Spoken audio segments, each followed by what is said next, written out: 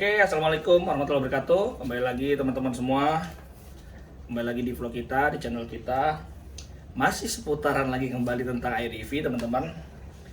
Jadi kali ini saya mau buat summary mungkin gitu ya teman-teman. Jadi saya mau buat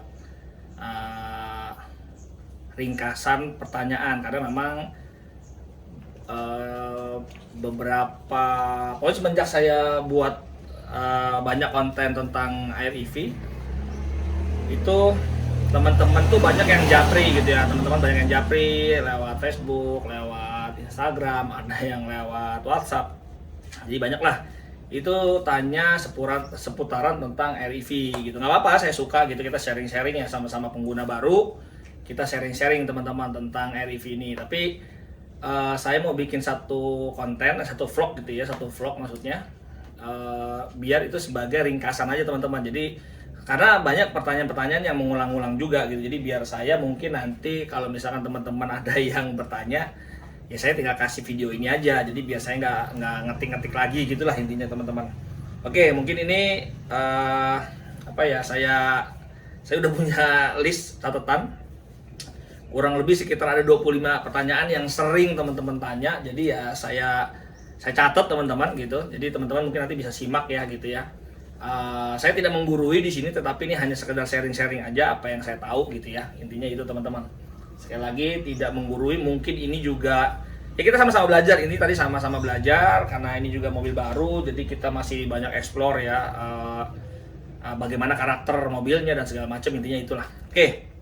Saya mulai dari pertanyaan pertama teman-teman. Jadi ini tentang serba-serbi pertanyaan tentang iReview lah gitu. Oke, satu, ada yang nanya sama saya bahwa mobil iReview ini kan ada dua tipe ya, ada yang short rank, ada yang long rank kan. Nah mungkin mereka ini, teman kita ini mungkin dia yang short rank. Dia tanya, Om kalau mobil saya short rank, bisa nggak saya mau pakai fast charging? Jadi saya mau pakai ngecasnya pakai yang lebih cepat lah intinya gitu. Nah itu semenjak saya bikin konten tuh banyak juga teman-teman yang japri tentang itu, karena mungkin dia di awal mungkin dia di awal tuh dia nggak memahami tentang charging sistemnya, tapi dia mohon maaf mungkin dia karena lebih murahnya kan, karena long range itu kan lebih murah harganya kan, sekitar 200 berapa ya saya lupa, 230-an lah ya gitu kali ya. Jadi mungkin lebih murah karena dia mungkin merasa 200 km bagi saya nggak masalah, karena saya cuma buat warawiri mungkin di Jakarta aja mungkin 200 kilo cukup gitu. Tapi akhirnya dia tidak mengetahui bahwa yang short range itu kelemahannya tadi ya, dia tidak bisa dicas dengan yang fast charging teman-teman, karena memang dia kategorinya adalah kategori level 1. Sementara kalau untuk yang long range seperti saya ini adalah kategori level 2 teman-teman. Jadi kalau untuk yang kategori level 1 itu memang tidak bisa untuk dicas menggunakan yang sistem fast charging. Intinya gitu teman-teman. Jadi ini menjawab bahwa teman-teman yang pilih mobilnya sudah terlanjur short rank, jadi ya mohon maaf tidak bisa menggunakan yang fast charging. Terus ada yang nanya juga, bisa dimodifikasi nggak gitu. Ada yang juga nanya, bisa dimodif nggak Om? Apakah itu hanya software atau hardware?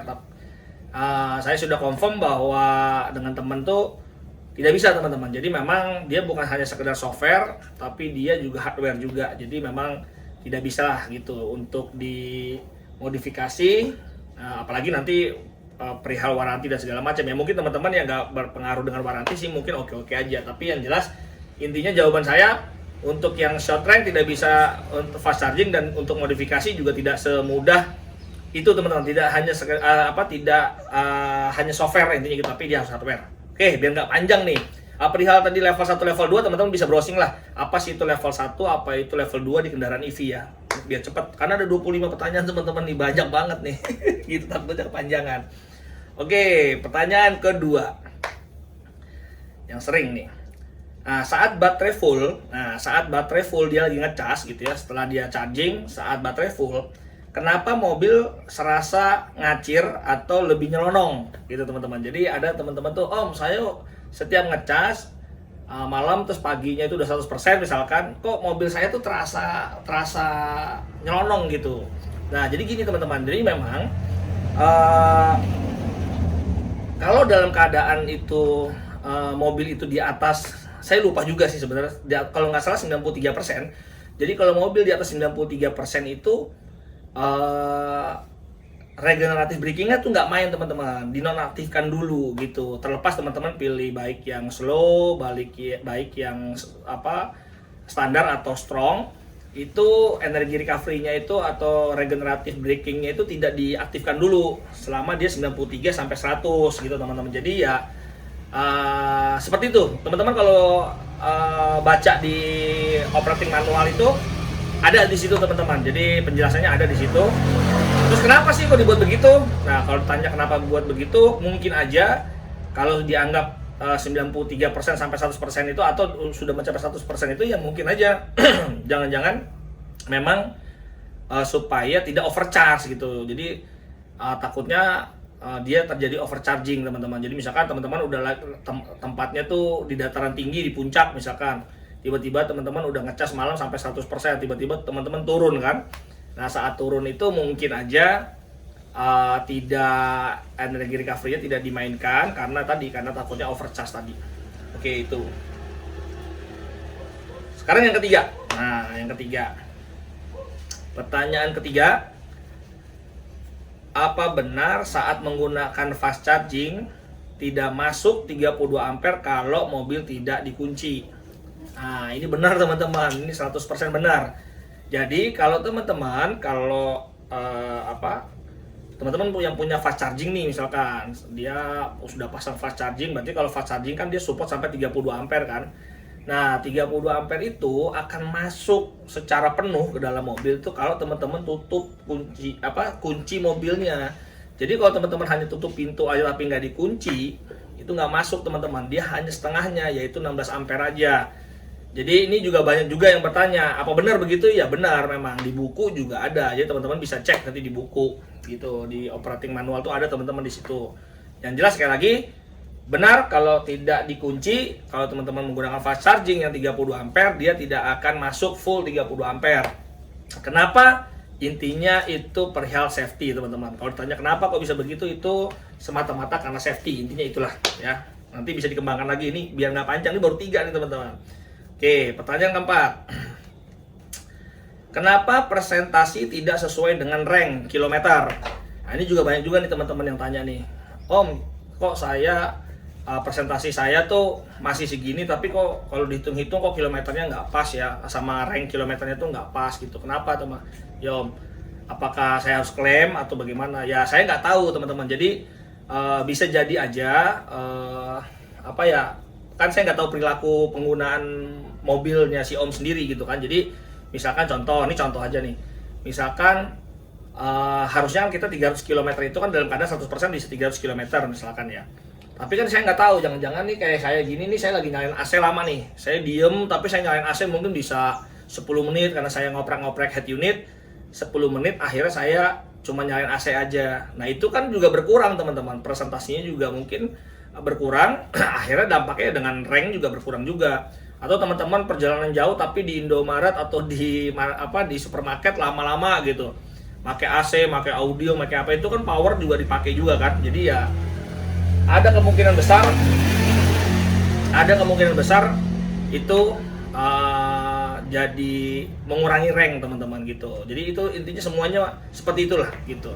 Atau juga nanti jangan-jangan pas saat jalan turunan panjang teman-teman regeneratif brakingnya itu main, akhirnya menambah rank juga gitu. Bisa juga menambah rank, justru tadinya misalkan anggap tinggal 68%, karena dia turunan terus panjang, anggap dari Ciawi itu sampai ke Gadok itu kita turun terus, ya bisa jadi 68% tuh nggak berkurang-kurang ya, 68 terus, karena dapat energi recovery tadi gitu. Bisa aja, walaupun tidak menambah presentasi ya, tetapi minimal tetap di situ ya, kita nggak tahu, berarti kan tuh lumayan tuh nambah ranknya kan. Nah intinya sih itu teman-teman. Jadi kalau ketanya kenapa presentasi tidak sesuai dengan kilometer, ya tergantung perilaku penggunaan mobilnya sendiri sih sebenarnya itu. Belum gas-gasannya seperti apa ya, intinya seperti itu teman-teman. Oke, nomor 5 nih. Nomor 5, pertanyaan kelima. TPMS saya kok nggak muncul di MID? Nah, TPMS saya ini nggak muncul di MID. Nah, memang TPMS ini teman-teman mungkin kalau yang ngikutin di vlog kita, channel kita tuh kita udah pernah bahas, ada namanya indirect TPMS. Jadi teman-teman bisa lihat nanti di channel kita itu ada yang judulnya indirect TPMS. Teman-teman bisa belajar di situlah ini gitu teman-teman. Tapi jawaban untuk nomor 5 ini memang dia tidak muncul karena dia tidak direct TPMS, jadi dia tidak punya sensor di keempat di keempat ban, di keempat roda dia tidak punya sensor TPMS, jadi dia nggak bisa munculin 2,3 bar apa 2 bar atau berapa, dia nggak bisa seperti itu. Nah, detailnya bagaimana teman-teman bisa lihat vlog kita yang judulnya menjelaskan tentang ITPMS ya, indirect TPMS. Oke. Sekarang pertanyaan ke-6 teman-teman. Oke. Pertanyaan ke-6 itu tentang EOV. Nah, tentang EOV teman-teman. EOV nggak update rank dan nggak update baterai status. Jadi banyak orang bilang, Om, saya kok nggak update nih EOV-nya, maksudnya baterai saya padahal di mobil tuh 88%, tapi di sini kok masih 90 terus, misalkan di MyWuling Plus tuh masih 95 terus atau berapapun, intinya nggak update lah, intinya nggak update. Nah, kenapa? Nah, jadi gini teman-teman, kan EOV itu kan jadi kan bekerja dua sisi ya, di handphone kita juga, di mobil juga. Di mobil ini kan ada SIM card-nya juga lah intinya gitu ya. Ada SIM card-nya juga, bahwa dia juga berkomunikasi dengan servernya, dengan BTS juga. Di handphone juga berkoordinasi juga dengan BTS juga. Jadi harus dua sisi itu harus mendapat sinyal yang bagus. Jadi kalau misalkan contohnya ini jangan mobil kita di dalam basement. Nah, saat mobil kita di dalam basement nggak dapat signal dan segala macam, bisa jadi nggak bisa update teman-teman. Gitu. Tapi handphone kita update, tapi dia tidak bisa update karena apa? Karena dia di dalam basement. Misalkan contohnya itu. Atau yang paling sering jujur teman-teman, memang kadang server pusatnya si Wuling mungkin lagi down atau lagi maintenance, bisa aja teman-teman. Jadi kalau server MyWuling-nya itu pusat itu lagi down atau lagi dalam maintenance, bisa aja tidak update gitu teman-teman. Jadi ya itulah kenapa, kecuali kalau nggak update terus ya, udah hampir 3 minggu nih nggak update terus. Nah, teman-teman mungkin bisa coba tanya di grup iReview, atau teman-teman bisa langsung konsultasi ke ke bengkel, intinya gitulah gitu ya, ke dealer gitu. Oke, itu menjawab yang pertanyaan nomor 6 ya. Sekarang nomor 7 teman-teman. Pertanyaan ke-7. Bisa nggak female atau rumah charger di iReview itu diganti ke Type 2, ke tipe 2 teman-teman, biar nggak pakai converter saat di SPKLU. Jadi memang kalau di SPKLU itu kan kita kan mereka itu kan charging gun-nya itu kan pakai Type 2 teman-teman. Sebenarnya sih nggak ada masalah teman-teman, mau pakai Type 2 mau pakai GBT itu nggak masalah. Jadi nggak perlu worry lah. Memang ada keuntungannya kalau pakai GBT karena dia bisa ngelock di mobil kita, karena mobil iReview ini kan nama standarnya standar Cina itu menggunakan GBT. Jadi ini soket yang di dalam sini tuh menggunakan GBT. Jadi charging gun-nya pun juga GBT. Nah, tetapi si Wuling ini juga tahu diri, karena SPKLU yang dibangun oleh PLN atau dibangun sama swasta-swasta penyedia jasa charging gitu ya. Itu dia karena standarisasi Eropa, Amerika itu menggunakan Type 2, dia akhirnya pakai yang Type 2, standarnya lebih standar internasional, intinya gitulah, bukan standar Cina. Makanya dia pakainya Type 2, makanya Ioniq itu pakainya Type 2. Nah, sementara kita karena nih Cina juga kekeh, ya maklum lah, Google aja di Cina nggak ada kan gitu ya. Jadi ya Cina tetap kekeh menggunakan GBT, tapi dia dalam pembelian mobilnya menyiapkan konverter dari GBT ke Type 2. Jadi ya kalau tadi balik lagi pertanyaannya, bisa nggak kalau soket cewekannya ini saya ganti? Bisa jawabannya. Jadi kalau teman-teman mau ganti soket yang ada di bawah mobil ini bisa gitu, bisa banget, itu bukan nggak bisa, bisa banget. Tetapi ya konsekuensinya bisa jadi warantinya hangus karena kita merubah-rubah asli bawaannya mobil gitu, apalagi itu berhubungan dengan kelistrikan gitu ya. Jadi teman-teman jawabannya bisa, tetapi ya teman-teman harus pikirin masalah warantinya, intinya itu. Tapi saran saya lebih baik udahlah pakai konverternya aja, nggak apa-apa gitu, toh yang penting intinya bisa charging. Oke, itu nomor 7. Sekarang pertanyaan ke-8. Aduh, ada 25 nih, banyak banget gitu, makanya harus cepat saya.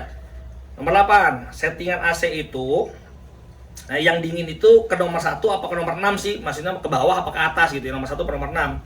Nah, terus AC-nya ini jenisnya apa sih gitu ya? Saya juga bingung juga nanyanya begitu dia. Oke, intinya untuk settingan AC itu dia ke bawah itu makin dingin, kalau ke atas tuh ya makin panas, intinya gitu teman-teman. Jadi settingannya itu mungkin benar banyak orang yang bingung dia justru memang kalau ke bawah tuh makin dingin, intinya ke satu tuh makin dingin, kalau ke atas tuh makin makin nggak dingin dia gitu. Terus AC-nya dia tuh emang jenisnya inverter teman-teman, jadi kompresornya tuh kompresor biasa tapi dia drive-nya itu menggunakan sistem inverter seperti kayak di rumah-rumah kita gitu teman-teman. Jadi sistem inverter lah, AC inverter lah intinya gitu teman-teman. Oke, itu nomor 8 tadi ya. Sekarang nomor 9 teman-teman. Oke. Iklan. Motor lewat berisik. Nomor 9. Ada teman-teman yang tanya, sudah beli dia tuh mau pasang dashcam. Dia mau pasang dashcam, tapi dia belinya itu dashcamnya itu yang powernya itu nggak pakai USB teman-teman. Jadi kan ada yang kalau dashcam sekarang tuh kan banyak yang sudah pakai USB, tinggal colok USB aja gitu kan. Nah, tapi dia beli tuh katanya agak mahal, tapi malah dia nggak pakai USB, tapi dia pakai plus min gitu, misalnya pakai kabel biasa yang harus dicolok ke terminal aki atau ke terminal fuse box gitu. Nah itu dia minta tolong bagaimana nih ya kalau seperti ini gitu. Saya bilang ya kalau memang dari bawaan dashcamnya harus tidak disiapkan USB, ya tidak bisa menggunakan fasilitas yang ada di spion tengah tuh padahal udah disiapin di situ power USB, tapi karena dia nggak bisa ya mau nggak mau dia harus tarik kabel. Nah dia teman-teman harus menuju ke fuse box. Nah fuse box itu ada di sebelah sisi penumpang supir. Ini kan supir ya, ini supir, sisi penumpangnya depannya dia itu ada fuse box teman-teman. Jadi kalau teman-teman lihat dari bawah atau buka aja itu dashboard bawah itu dibuka, itu teman-teman bisa juga sih lihat vlog saya itu yang menjelaskan tentang di mana ada fuse box, terus ada OBD, terus di situ ada cara buka filter AC, itu ada teman-teman di situ, ada fuse box-nya di situ. Nah teman-teman bisa cek, maksudnya bisa ngambil power dari fuse box itu, tapi hati-hati ya teman-teman harus benar-benar cek. Kalau bisa sih teman-teman bawa mekanik atau dibawa ke tempat yang paham. Misalkan teman-teman beli dari online langsung gitu ya, tapi ternyata datang begitu ya mau nggak mau teman-teman harus bawa ke tempat aksesoris yang mengerti, intinya teknisinya ngerti tentang kelistrikan dan kasih tahu bahwa fuse box-nya itu ada di situ. Intinya coba cari yang mungkin spare yang aman dan segala macam gitu teman-teman. Oke, intinya gitu teman-teman. Pertanyaan 10. Perihal masalah garansi baterai. Ada nanya, "Om, ini garansi baterainya tuh seperti apa sih gitu sistemnya?" Ya sama, saya jujur juga, saya juga nggak tahu juga garansinya seperti apa. Tapi yang jelas kan Wuling bilang bahwa garansi baterai itu adalah 8 tahun atau 120.000 kilometer kalau nggak salah kan, 8 tahun atau 120.000 kilometer. Nah tapi setahu saya bahwa baterainya si Wuling ya, terutama si Wuling atau si SGMW-nya itu dia kan baterai itu kan nggak bikin sendiri, tapi yang dia kan disuplierkan lagi, jadi ada supplier pemasoknya lah. Nah supplier pemasoknya itu sudah diminta sama SGMW sama pihak Wuling itu harus paling tidak gitu requirement-nya itu saat nanti 8 tahun gitu ya, saat nanti 8 tahun itu SOH-nya atau state of health-nya atau baterai health-nya deh biar gampang gitu. Baterai health-nya tuh harus masih di atas 80% teman-teman. Nah, jadi mungkin loh nih ya gitu nanti. Jadi teman-teman tuh kalau para pemilik ini kalau lagi servis, bisa aja nanti setiap teman-teman servis per 5.000 km atau per 10.000 km, teman-teman tanya ke bengkel resmi saat servis, mau tahu dong saya baterai health saya ini berapa. Nah kalau teman-teman misalkan nanti di tengah perjalanan sebelum 8 tahun atau di bawah 120.000 km itu SOH-nya sudah di bawah 80.000 km, 80%, teman-teman mungkin bisa ajukan klaim gitu teman-teman. Misalkan contoh teman-teman sudah 5 tahun mobilnya masih di bawah 120.000 km, tiba-tiba pas servis baterai health-nya sudah 73%. Nah teman-teman bisa tuh lakukan ajukan komplain atau ajukan warantinya itu.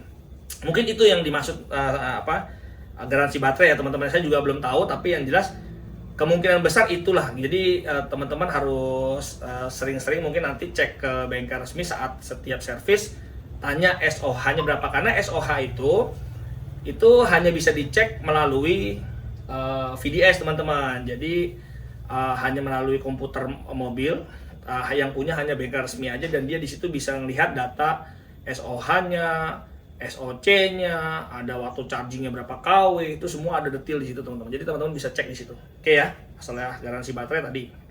Pertanyaan 11 teman-teman. Oke, pertanyaan ke-11.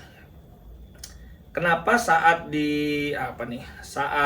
tanjakan atau turunan, jadi kenapa saat di tanjakan atau turunan AVH-nya seperti nggak kuat nahan, seperti mau lepas teman-teman. Jadi ini perihal AVH nih, sebenarnya saya juga udah punya konten juga di vlog kita tuh, ada yang menjelaskan tentang EPB dan AVH. Teman-teman bisa lihat di situ detailnya AVH, yang judulnya AVH dan EPB lah intinya gitu ya. Teman-teman bisa lihat di situ untuk detailnya. Tapi di sini saya jawab kenapa ditanjakan tadi AVH-nya seperti itu. Dari data yang saya ambil, dari data percobaan yang saya ambil itu lebih banyak kalau kita nginjak AVH-nya itu tidak sempurna teman-teman. Bukan nginjak AVH, nginjak remnya itu tidak sempurna.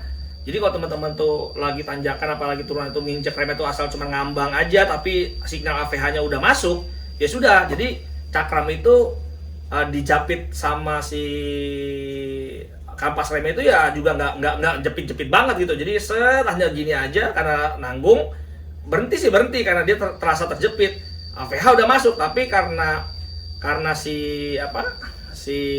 AVH-nya itu mungkin ya, karena dia sistemnya kan vakum pump ya. Jadi ada pompa vakum. Nah, pompa vakumnya itu mungkin sedikit-sedikit berkurang kevakumannya. Akhirnya dia merasa lepas dikit. Nah, lepas dikit aja kekurangan vakum, otomatis ya dia akan bergerak si kampas remnya. Akhirnya seolah-olah dia bunyi gerak, seolah turun teman-teman. Tapi kalau teman-teman sempurna, menginjaknya sempurna dalam gitu, terjepit dalam, walaupun ada kebocoran sedikit di vakum pumpnya, itu mungkin dia masih toleransi teman-teman, masih tetap masih sedikit gitu teman-teman. Intinya teman-teman bisa coba cek di vlog kita yang tentang AVH EPB, di situ lebih detail lah intinya gitu teman-teman ya. Oke. Tapi kalau misalkan ternyata enggak, saya tuh pokoknya selalu pencet AVH, setelah itu drop langsung turun, bunyi gerut turun terus. Ya teman-teman bisa segera langsung ke beres, dan itu pasti ada kebocoran di vakum pumpnya atau di reservoir tangki vakumnya, saya nggak tahu juga. Intinya itu segera langsung bawa ke beres kalau memang udah dipencet dalam juga masih sama. Nah itu harus dibawa ke beres lah intinya gitu. Oke, sekarang pertanyaan keberapa nih? 12 ya? Nah 12 kalau nggak salah. Oke, pertanyaan 12. Reset trip nggak muncul setelah sudah di clear. Oh jadi gini, jadi dia melakukan reset trip, maksudnya gitu kali ya. Jadi dia melakukan reset trip, tapi udah di reset tripnya itu, tapi kok nggak muncul, padahal dia udah jalan sekitar 1 kilo 600 meter, tapi dia nggak muncul teman-teman. Nah jadi kenapa kok itu bisa terjadi seperti itu? Jadi ada kemungkinan besar itu udah pasti ada problem teman-teman. Harusnya setiap kita reset, walaupun sembari berjalan pun, kondisi lagi berjalan pun kita reset, dia tetap harus langsung counting teman-teman, reset tripnya itu ya, trip meternya itu. Jadi nggak boleh trip meter itu nunggu 1 kilo dulu, atau nggak usah 1 kilo, nunggu 100 meter aja itu nggak boleh teman-teman.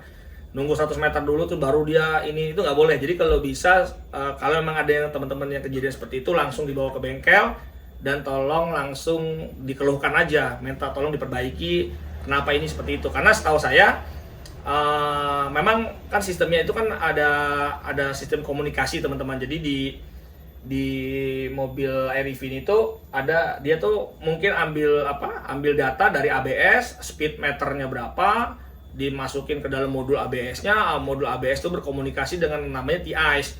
TICE itu adalah Terminal In-Car Entertainment gitu teman-teman. Jadi dia itu masuk ke dalam situ dan dia menginformasikan di MID gitu, di MID atau di head unit kita gitu teman-teman. Jadi ya mungkin antar komunikasinya mungkin ada yang ngebug atau apa, saya juga nggak tahu. Yang jelas intinya itu harus diperbaiki.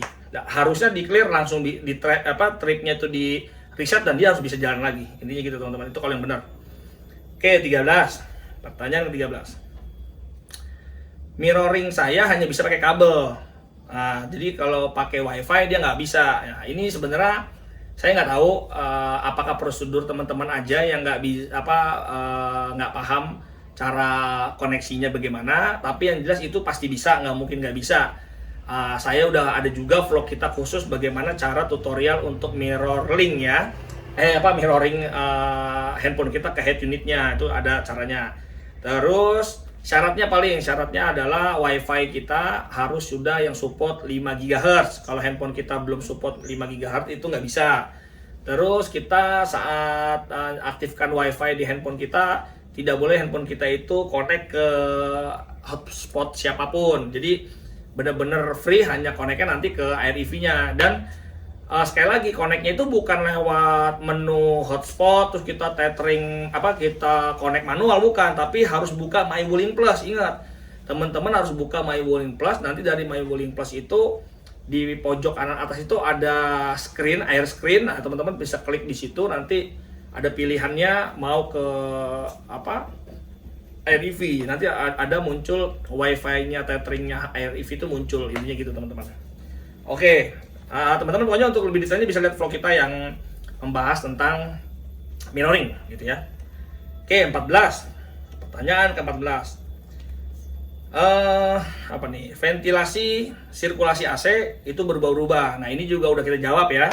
Kita sudah jawab juga di vlog kita, juga ada yang membahas tentang ventilasi AC dan langkahnya nanti kalau mau dibikin seperti apa itu ada juga teman-teman. Intinya saya sedikit aja bahwa memang ventilasi AC itu dibikin dia berubah-ubah. Maksudnya kadang dia sirkulasi luar dimasukin ke dalam. Itu semata-mata sekali lagi hanya untuk karena ini kabinnya mobil ini kecil. Karena kabin kecil, kalau diisi 4 orang kita rebutan oksigen. Nah, takutnya kalau tertutup kekurangan oksigen kan malah bahaya gitu kan. Nah, makanya itu dibikin seperti itu. Jadi supaya oksigen baru masuk gitu teman-teman. Jadi tujuannya safety. Kenapa dia dibikin seperti itu? Tapi buat teman-teman kalau yang risih, karena memang mungkin kalau di daerah-daerah puncak mungkin nggak ada masalah tutup buka, udaranya segar gitu ya, klimatnya bagus. Di Eropa juga sama, di Cina juga sama. Tapi di Indonesia buka, asap Metro Mini masuk, asap PPD masuk gitu kan ya. Ya udah, itu akhirnya jadi keluhan kan. Nah, tapi SGMW menjawab keluhan kita dengan silakan datang ke bengkel resmi untuk di disable auto sirkulasinya. Itu ada di vlog kita dijelasin juga, teman-teman bisa nonton di situ. Oke. Baru 14 nih, masih ada 10 lagi nih, 15 nih. Sekarang 15 ya, 15. 15, pertanyaan 15. EOV itu apakah pakai SIM card, Om? Gitu. EOV itu apakah pakai SIM card? Terus maksudnya di head ini kita tuh mungkin pakai SIM card gitu ya. Terus nanti ke depannya bagaimana? Terus kuotanya bagaimana gitu kan? Apakah kita nanti isi kuota atau bagaimana gitu ya. Jadi gini teman-teman. Jelas EOV itu menggunakan SIM card. Jadi di dalam mobil kita itu ada yang namanya TICE, teman-teman. TICE itu Terminal In-Car Entertainment. Terminal In-Car Entertainment. Ya, betul itu kalau nggak salah, teman-teman. Nah, di situ dia ada SIM card-nya, tapi SIM card-nya itu memang jenisnya ICC-ID, setahu saya. ICC-ID itu yang dia bisa, ya tergantung ya, SGMW itu dia kerjasamanya dengan operator mana saya juga nggak tahu. Tapi menurut yang data yang saya terima itu, yang saya tahu itu bahwa mereka itu intinya open network terbuka teman-teman. Jadi kalau misalkan di sinyal teman-teman di rumah Cirebon nih, Cirebon sinyal yang bagus Tri, ya dia akan nyangkut di sinyal Tri gitu teman-teman. Terus misalkan di rumah saya ini bagus Telkomsel, dia akan masuk di sinyal Telkomsel teman-teman. Jadi dia sistemnya seperti itu. Jadi nggak kalau pakai Telkomsel doang, mungkin di daerah tertentu nanti kalau Telkomsel nggak bagus dia nggak dapat signal gitu ya, nggak begitu. Jadi dia sistemnya seperti itu. Jadi dia akan tangkap signal yang paling terkuat di daerah situ, intinya begitu teman-teman.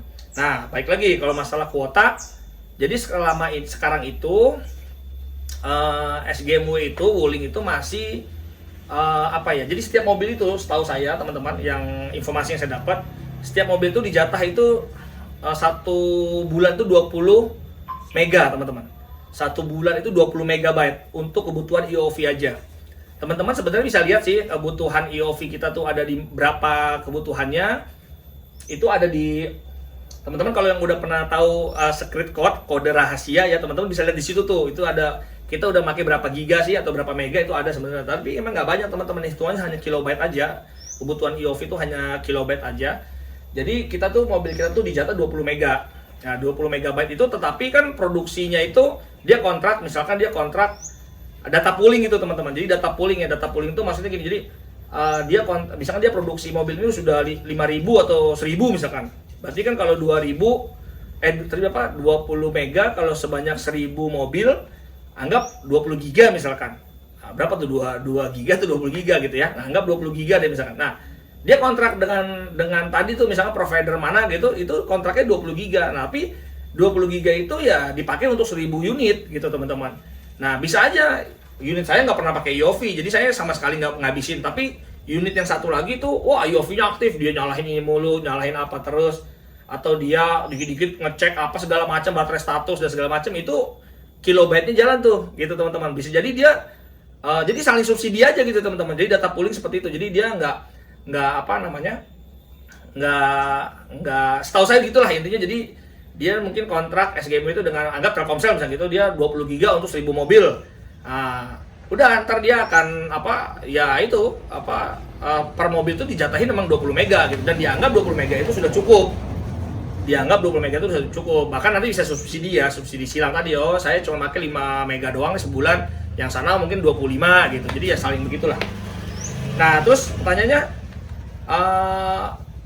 gimana nanti kalau sudah, apakah itu kuotanya selalu dibayar sama SGMW? Nah, sepengetahuan saya, sepengalaman juga, rencana itu mungkin di cover hanya 3 tahun teman-teman. Jadi tapi ini masih baru masih belum valid ya informasinya. Tapi yang jelas dapat informasi itu mungkin selama 3 tahun. Selama 3 tahun itu masih free kita pakai IOV segala macam, kan tadi masih 20 mega per bulan selama setahun, atau per bulan itu ya SGMW lah yang bayar gitu teman-teman. Nah, jadi nggak bisa teman-teman itu ngisi pulsa sendiri dan segala macam. Nah, nanti saat 3 tahun, nah barulah mungkin tuh kebijakan itu diserahkan ke teman-teman. Bisa jadi nanti setelah 3 tahun akan ada mungkin dari bengkel Wuling akan, Pak, ini Bapak mau IOV-nya mau lanjut nggak program IOV-nya? Kalau masih lanjut, ya berarti Bapak harus bayar mungkin per bulan, ya kita nggak tahu ya nanti apakah per bulan 50.000 apa 100.000. Jadi untuk ya tadi beli kuota tadi, tapi kuota tadi kan kesannya kok 50.000 apa 100.000 mahal banget sih untuk IOV. Emang datanya berapa? Kan cuman tadi kan hitungannya cuma 50 mega. Yang diingat teman-teman, nggak mesti cuma beli kuota doang, tapi kan teman-teman juga harus mikirin infrastruktur servernya di sana juga dan segala macam. Jadi ya sebenarnya yang dibeli itu nggak hanya cuma sekedar kuota, tapi ya tadi perihal maintenance servernya atau gimana, saya juga nggak tahu kebijakannya seperti apa nanti setelah 3 tahun. Dan jelas mungkin selama 3 tahun ini masih teman-teman masih santai lah, nggak usah mikirin kuotanya seperti apa. Oke, sekarang pertanyaan ke apa ya, 16 ya, 16 ya kalau nggak salah. 16 nih, perihal cycle charging teman-teman. Cycle charging, jadi nanya, Om gimana nih, saya kalau pakai fast charging cepat rusak nggak baterainya? Om, kalau saya pulang langsung ngecas, pulang ngecas tuh kira-kira gimana gitu kan. Nah, jadi sepengetahuan saya, yang saya tahu informasinya adalah teknologi baterai yang ditanamkan ini bukan teknologi baterai zaman baheula teman-teman. Ini baterai sudah teknologi baterai terbarukan intinya gitu. Jadi ya teknologi juga sudah canggih. Yang dipakai juga di baterainya setahu saya baterai LFP ya, jadi lithium ferrofosfat. Nah, lithium ferrofosfat itu sudah kategori baterai yang sudah lumayan ya, sudah terkini lah, baterai kekinian lah intinya gitu teman-teman. Jadi yang cycle chargingnya itu paling tinggi teman-teman. Nah, karena cycle chargingnya paling tinggi ya, jadi kita nggak khawatir juga untuk perihal cycle charging tadi yang teman-teman takutin.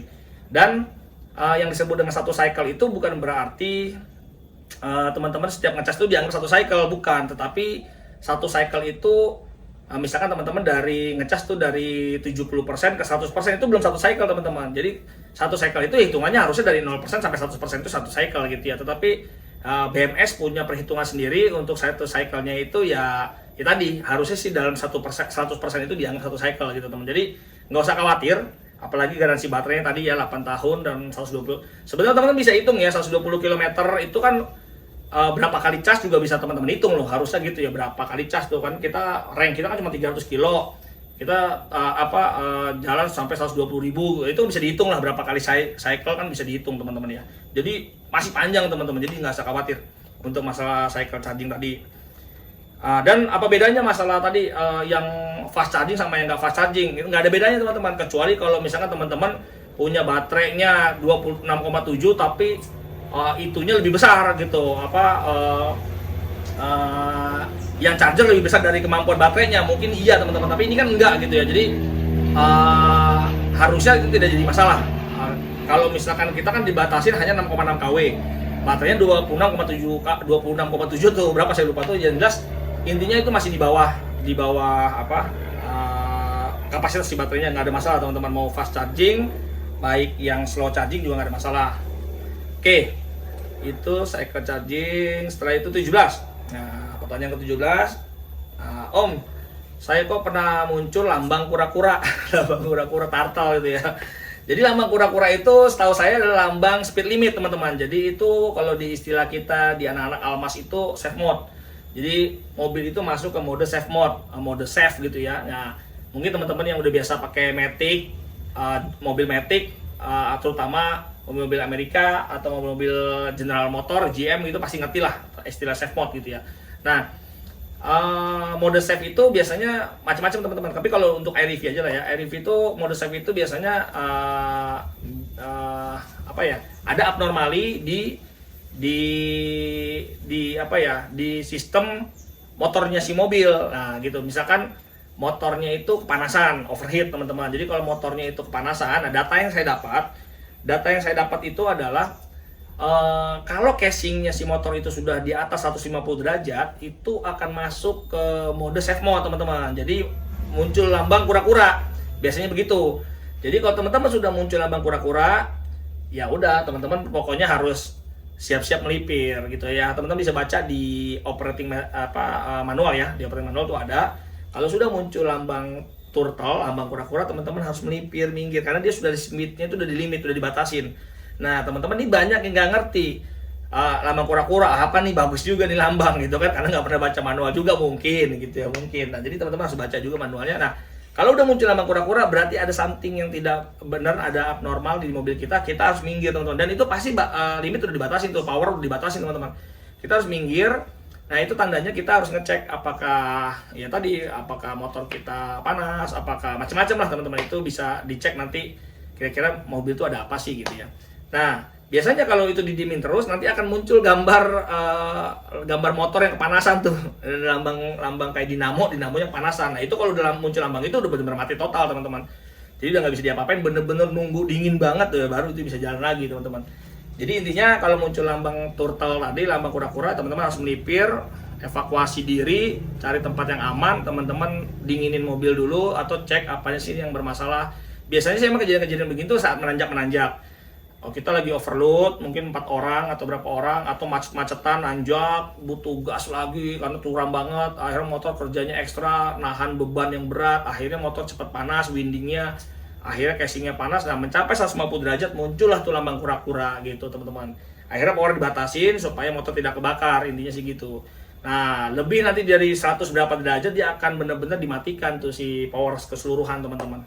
Intinya itu. Ingat sekali lagi, lambang kura-kura, lambang safe mode, lambang speed limit gitu ya. Limitnya dibatasin. Oke, pertanyaan ke-18, teman-teman. Kenapa status KW saat charging tidak muncul di MID? Nah, jadi ada teman-teman mungkin yang meng-compare bahwa di mobilnya dia kok muncul saat dia lagi charging, KW-nya muncul. Oh, bener nih 16 KW. Berapa KW? 3500 watt gitu atau 6600 watt bener masuk gitu. Kenapa kok? Terus bahkan ada ampernya juga, 16 ampere atau 32 ampere itu ada. Ya, mungkin beda-beda mobil, beda juga karakternya atau beda juga kebutuhannya, saya juga nggak ngerti teman-teman. Jadi yang jelas requirement si Wuling ngasihnya ya hanya begitu aja informasinya gitu. Sebenarnya dia punya teman-teman. Jadi teman-teman kalau misalkan ada yang penasaran, teman-teman bisa datang ke bengkel resmi. Teman-teman bisa, Om, saya mau cek dong pakai VDS. Tolong charging, saya mau tahu berapa watt nih sekarang masuknya, berapa kW atau ampernya berapa. Itu semua ada datanya teman-teman lewat VDS. Jadi kalau teman-teman ada yang penasaran, silakan datang ke bengkel resmi, minta colok VDS-nya. Tolong saya mau lihat bener apa enggak sih saya ngecas sekian ampere dan sekian ampere. Misalkan merasa kok lama banget udah fast charging tapi kok lama, bener nggak sih masuknya segini, apakah OBC saya masalah atau apa ya, teman-teman bisa cek ke bengkel resmi, minta tolong colokin VDS, saya mau monitoring semuanya. Itu bisa teman-teman, seperti itu. Jadi baik lagi tadi kenapa status KW itu nggak ada, ya itu kebijakan dari SGMW ya. Kenapa dia nggak nampilin dan segala macam, tidak diinformasikan di dalam head unit. atau di instrumen cluster MID kita ya saya nggak tahu. Yang jelas intinya tapi data itu ada semua, tapi itu untuk kebutuhan bengkel resmi. Jadi untuk kebutuhan bengkel resmi semua error dan segala macam tuh ada gitu. Sebenarnya jujur teman-teman, saya dari kemarin tuh sudah nyari gitu. Saya itu kan, kita ini kan ada mobil, di mobil kita ini kan ada namanya OBD ya. Jadi ada soket OBD 2 gitu, dan saya sudah bisa komunikasi dengan itu. Tetapi saya agak kesulitan di parameter ID teman-teman. Jadi parameter ID-nya ini saya belum bisa dapetin. Tapi kalau Ionix, Kona, Bolt, apa dari apalagi ya, saya punya semua tuh. MG bahkan MG saya punya teman-teman. Jadi MG yang listrik tuh, itu elektrik itu saya malah punya, atau saya punya database PID-nya, tetapi ini justru saya belum punya gitu. Saya juga tanya ke kawan juga masih nyerah juga untuk dapetin parameter ID-nya. Jadi ya sudah, untuk saat ini saya belum bisa monitoring segala macam KW dan segala macam lewat OBD. Tapi insya Allah nanti kita coba cari terus, semoga dapat nanti. Dan nanti kalau sudah dapat saya informasikan ke teman-teman. Oke gitu teman-teman. Apalagi di berapa ya? 18 ya? Pertanyaan 19 teman-teman. 19 ini banyak yang nanya fungsi aki 12 volt. Fungsi aki ini ada juga di vlog kita juga, di apalah saya lupa, waktu ambiar juga kita jelasin juga fungsi aki di situ untuk apa, itu juga kita jelasin. Bahkan kita jelasin juga saat yang hati-hati akinya soak dan segala macam juga udah kita jelasin, tentang maintainer, tentang baterai maintainer juga udah kita jelasin. Teman-teman bisa baca nonton di situ deh, intinya gitu ya. Tapi yang jelas fungsi aki globalnya adalah dia untuk buka jalan supaya baterai pack itu aktif, intinya gitu aja teman-teman lah, biar gampang gitu. Karena dia dibutuhkan untuk 12 volt di sini buat lampu masih 12 volt, blower AC di dalam juga 12 volt, segala macam, apalagi lah USB apa segala macam berhubungan yang 12 volt lah, intinya gitulah. Itu lampu-lampu sen segala macam tuh masih pakai 12 volt teman-teman. Terus kayak termasuk kipas kondensor kita juga masih pakai 12 volt, jadi tetap masih dibutuhkan. Walaupun nanti kalau baterainya ini sudah ready, sudah bisa ngerediin si baterai pack, ya sudah, itu di cover semua sama baterai pack lewat DC to DC itu teman-teman. Jadi ada namanya modul DC to DC itu untuk merubah dari 115 volt DC menjadi 12 volt DC. Dan bahkan nanti baterainya kita juga di charger sama dia, intinya gitu. Oke, itu intinya itu. Sama juga kayak posisi ACC on lah. Teman-teman kan kalau punya mobil biasa, ICE engine itu kan ada ACC on kan. Saat ACC on itu kan pakai aki semua kan. Udah bisa nyala kan, nyalain blower AC aja bisa tuh. Blower AC bisa ya habis lama-lama akinya gitu kan. Jadi ya intinya seperti kayak ACC on lah gitu. Di mobil itu ya semuanya pakai 12 voltnya si aki. Setelah mobil udah jeng nyala ya baru pakai alternator gitu teman-teman, pakai generatornya. Oke, intinya gitu. 20. Nah, ini 20 juga tadi pertanyaan 20 tentang OBD2, ada juga sih, mungkin ini orang yang paham juga, yang udah biasa ngoprek juga. Ada yang nanya, "Om, gimana Om, udah bisa online belum lewat OBD2?" Saya bilang ya tadi OBD2 bisa, tapi saya sudah bisa online bahkan untuk baterai status. Kalau teman-teman tahu aplikasi Torque, itu baterai statusnya yang 12 volt ini bisa kita monitoring gitu. Bahkan kan ada tuh temen yang punya mobil apa sih lupa tuh, mobil listrik juga, dia pasang dari sini kabel ke dalam, terus kasih voltage kasih display apa sih 12 volt monitor gitu kan. Dia sebenarnya nggak perlu pakai itu teman-teman gitu. Kita nggak perlu wiring kabel ke dalam gitu, nggak perlu. Kita cukup colokin OBD aja, kita pakai lewat handphone, aplikasi handphone, kita bisa lihat di situ kalau cuma sekedar baterai yang ini ya. Tapi saya kan malas mau nge-share-nya kalau cuma bisanya ini doang buat apa gitu. Tapi saya pengen nanti kalau udah dapat parameter ID yang keseluruhannya, kita bisa monitoring per sel BCM-nya, terus kita bisa segala macam lah pokoknya, KW-nya, ampere-nya segala macam, baru nanti akan saya share teman-teman. Tapi untuk saat ini belum, susah nyarinya, online juga nggak dapet. Ke Cina juga teman saya di Hong Kong saya juga nanya juga belum dapat juga, intinya sih belum gitu. Oke, pertanyaan ke berapa nih ya? 21. Dikit lagi nih teman-teman. Kunci Bluetooth atau Bluetooth key. Nah, Om, kok bisa nggak itu tadi handphone saya tuh jadi kunci gitu? Ya bisa, itu juga sama juga, udah ada kita juga bikin vlognya tentang kalau kuncinya hilang atau baterainya habis, kita pakai handphone aja juga bisa. Tetapi ingat teman-teman, harus binding dulu handphone teman-teman, harus binding dulu ke ke mobilnya. Kalau teman-teman Bluetooth-nya udah connect ke mobilnya, walaupun teman-teman nggak bawa kuncinya pun juga pasti bisa nyala mobilnya, bahkan bisa dibawa jalan gitu teman-teman. Bukan sekedar cuma buka pintu doang. Tapi yang harus diingat adalah teknologi Bluetooth-nya ini ada dua teman-teman. Di mobil ini teknologinya ada dua, yaitu ada BLE, Bluetooth Low Energy. Bluetooth Low Energy itu yang dipakai untuk si Bluetooth key-nya itu teman-teman, untuk kuncinya itu dia pakai jalur yang BLE. Tapi dia juga ada namanya Bluetooth klasik. Nah, Bluetooth klasik masih Bluetooth biasa itu untuk radio untuk audio, untuk handphone link gitu. Ya pokoknya untuk telepon gitu ya, Bluetooth yang buat angkat telepon dan segala macam itu pakainya Bluetooth klasik. Tapi kalau untuk yang kunci tadi itu harus pakai BLE. Jadi memang ada dua, walaupun sama-sama Bluetooth tapi dua jalur yang terpisah lah. Intinya itu teman-teman. Oke, pertanyaan ke-22. Nah, ini tadi sih sebenarnya nanya, mungkin orang ini udah paham. Ini tentang safe mode, dia udah nanya tentang safe. Om, mobilnya ada safe mode juga nggak? Ada, saya bilang. Jadi safe mode-nya itu kalau si casing si motornya itu sudah mencapai 150 derajat. Jadi kalau sudah sampai 150 derajat, dia akan lambang kura-kuranya akan muncul, speed dilimitin, suruh minggir, sudah dinginin dulu lah 10-15 menit, dia pasti akan bisa jalan lagi. Intinya itu.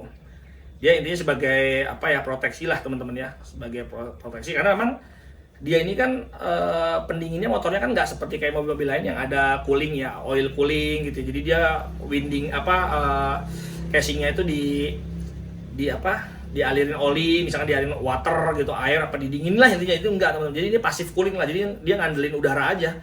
Jadi kayak kayak kita punya radiator ngandelin udara, kalau jalan ya radiatornya dingin gitu aja sih sebenarnya. Kayak motor kayak motor Tiger motor Supra itu kan dia nggak pakai water cooling, nggak pakai radiator, kan dia ngandelin udara, angin kan. Ya mirip-mirip lah kayak gitulah. Oke. Jadi ini safe mode ada ya 150 derajat tadi. Terus pertanyaan ke-20 berapa nih? 23. Pertanyaan 23. Bunyi ngik. Nah, bunyi ngik itu saat atret atau jalan pelan. Dia nanya, "Om, saya kok bunyi kayak bunyi ngik. Mungkin gitu kali ya, mungkin saya juga tahu lah. Memang sih begitu." Nah, bunyi itu bukan dari kanvas rem teman-teman, bukan dari kanvas rem. Ya tapi mungkin aja saya kan nggak tahu bunyi. Tapi saya pernah juga sih sesekali. Tapi menurut saya itu wajar karena itu bunyi dari induksi medan magnet teman-teman. Jadi dia ini kan motornya pakai inverter gitu teman-teman. Jadi dia ini kan motor induksinya itu dia 3 pas, dia pakai inverter. Nah, di inverter itu biasanya kalau untuk start awal itu kan ada rangkaian seperti rangkaian start delta gitu ya. Kalau teman-teman belajar tentang motor listrik itu ada start delta, tapi itu adanya memang di dalam inverter, bukan start delta manual gitu. Dia untuk nah biasanya start delta itu saat dia masuk ke rangkaian start gitulah ibaratnya. Jadi waktu angkatan pertama itu pasti dia agak ada medan magnet teman, ada arus yang besar maksudnya. Jadi karena ada arus yang sangat besar sesaat, akhirnya dia terjadi medan magnet. Nah, itu biasanya suka bunyi tuh. Ya itu sebenarnya bunyi dari medan magnet si motornya teman-teman. Jadi bukan bunyi kampas rem atau bunyi motornya rusak atau apa, enggak. Jadi emang itu normal. Bunyi ngik-ngiknya itu memang bunyi dari motor listrik, dari terjadinya induksi medan magnet, intinya gitulah. Oke. Apalagi ya? Berapa? 24 ya? 24 itu berapa jarak aman tinggi saat menerjang banjir? Wah, ini repot juga jawab ini.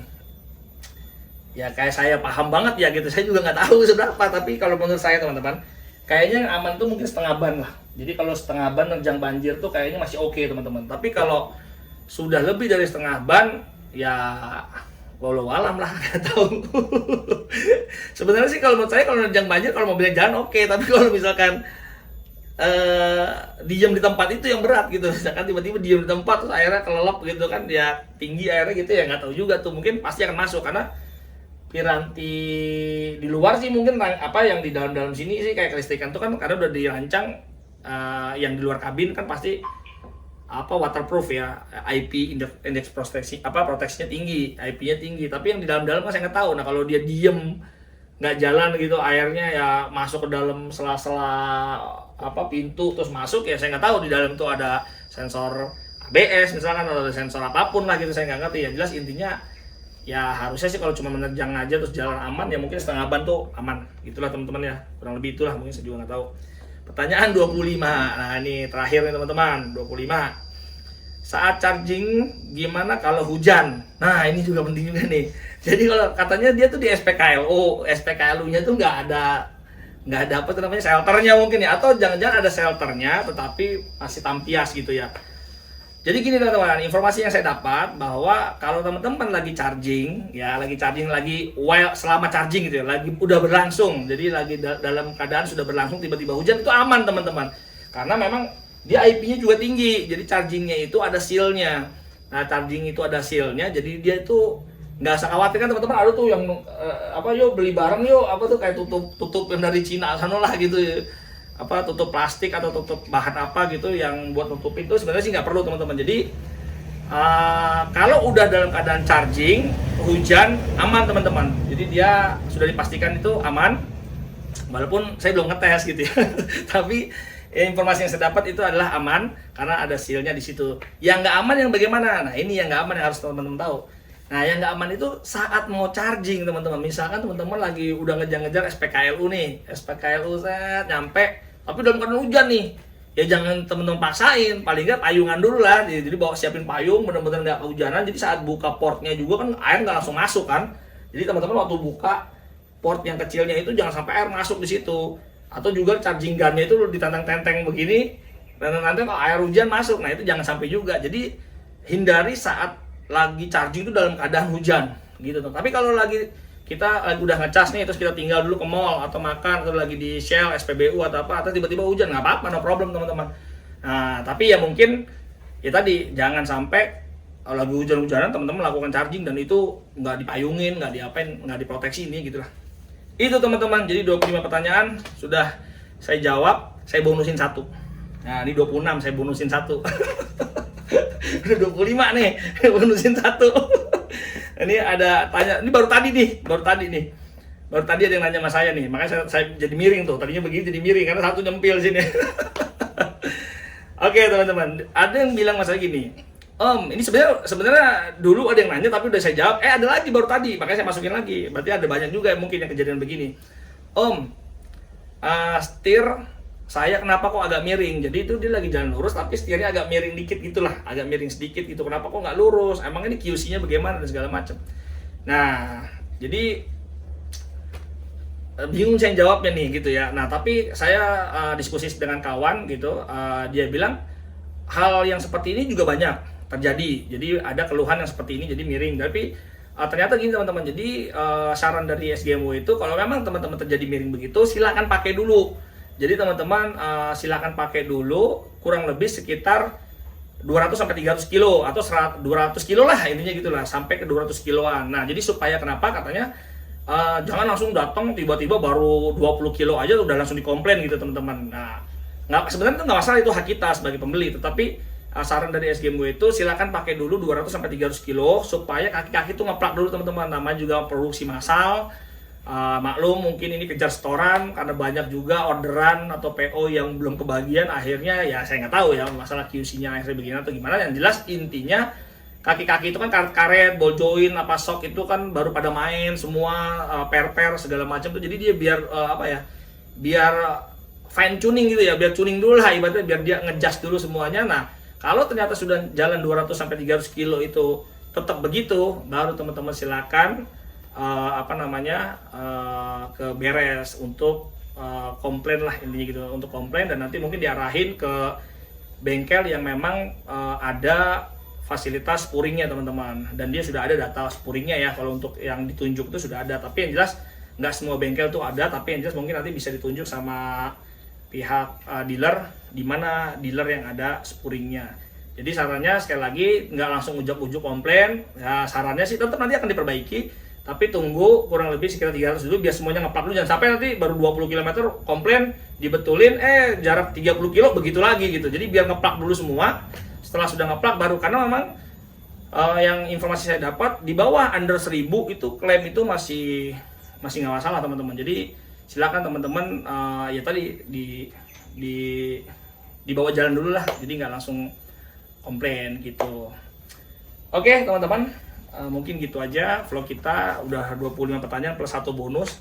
Sebenarnya ada lagi satu lagi teman-teman, mungkin nanti kita akan buat kontennya terpisah.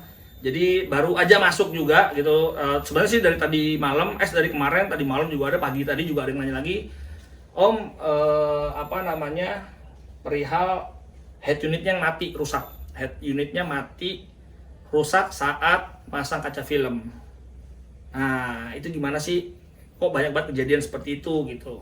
Nanti saya bahas ya teman-teman di konten yang habis ini saya mau buat gitu rencananya. Karena saya perlu ada ngambil foto-foto dulu di dalam sini supaya lebih enak lah gitu. Dan ini biar nggak kepanjangan juga videonya gitu. Oke, mungkin gitu aja teman-teman. Video serba-serbi pertanyaan tentang Air EV yang sering ditanya. Mungkin nanti kalau ada yang nanya lagi di dalam 25 pertanyaan ini saya akan kasih video aja biar nonton aja videonya, mungkin gitulah. Oke, gitu aja teman-teman. Mohon maaf, ini bukan menggurui, ini hanya sharing aja, kita sama-sama belajar. Tolong koreksi saya kalau emang kira-kira ada yang terlewat atau salah gitu. Nggak apa-apa, di komen aja di kolom komentar kita. Mungkin gitu aja teman-teman, biar nggak panjangan, udah panjang banget ini gitu. Sampai ketemu lagi di vlog kita berikutnya. Assalamualaikum warahmatullahi wabarakatuh. Bye-bye.